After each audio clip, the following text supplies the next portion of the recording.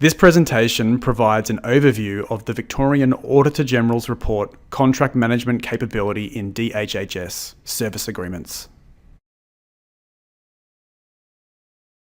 The Department of Health and Human Services, DHHS, provides a wide range of services to support and enhance the well-being of all Victorians.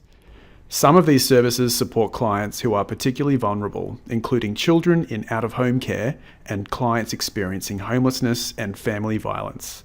DHHS plays various roles in providing these services, including direct service provider and systems manager.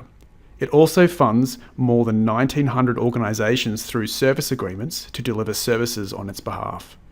Each year, the department spends around $2.8 billion through service agreements.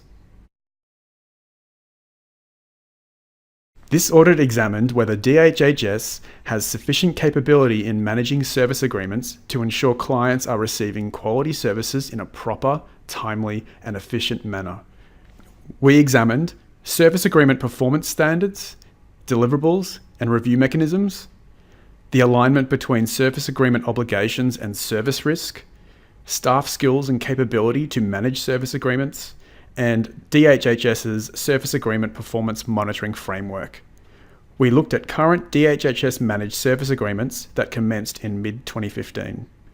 We did not examine public healthcare services that are managed through a statement of priorities instead of a service agreement.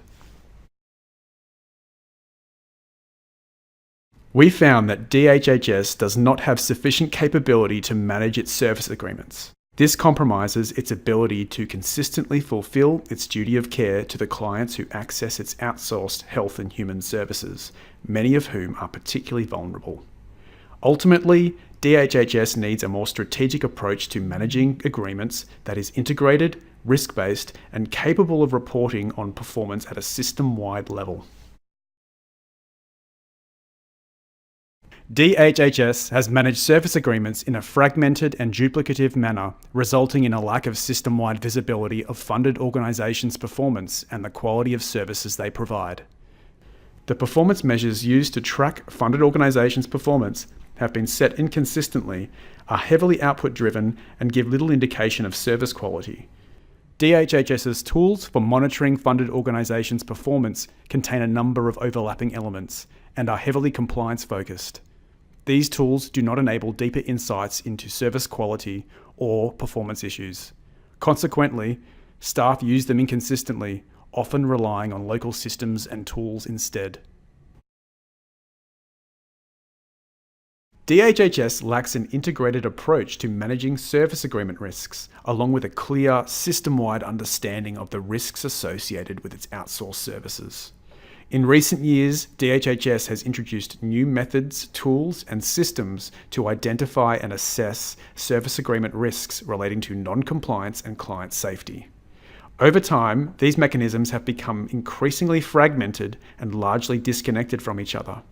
They are also not used to inform funded organisations' service agreement obligations. DHHS has underinvested in developing the contract management capability of its service agreement staff. It lacks a structured and comprehensive learning and development framework for these staff. Learning and development offerings focus too heavily on systems and processes and do not give staff the key contract management skills needed to manage service agreements. Poor uptake of individual performance plans among service agreement staff has further limited opportunities to acquire these skills. Additionally, a lack of role clarity means that many service agreement staff believe that much of their work focuses on tasks that are outside of their position description, such as directly addressing client needs. We made 5 recommendations for DHHS to apply quality assurance when setting service agreement performance measures, develop a system-wide framework for risk profiling funded organisations, clarify roles and responsibilities and improve staff skills and capabilities, capture corporate knowledge, and redesign the Service Agreement Performance Monitoring Framework. The department has accepted these recommendations and is already working to significantly reform its Service Agreement Management Framework. For further information, please please see the full report of this audit on our website, www.audit.vic.gov.au.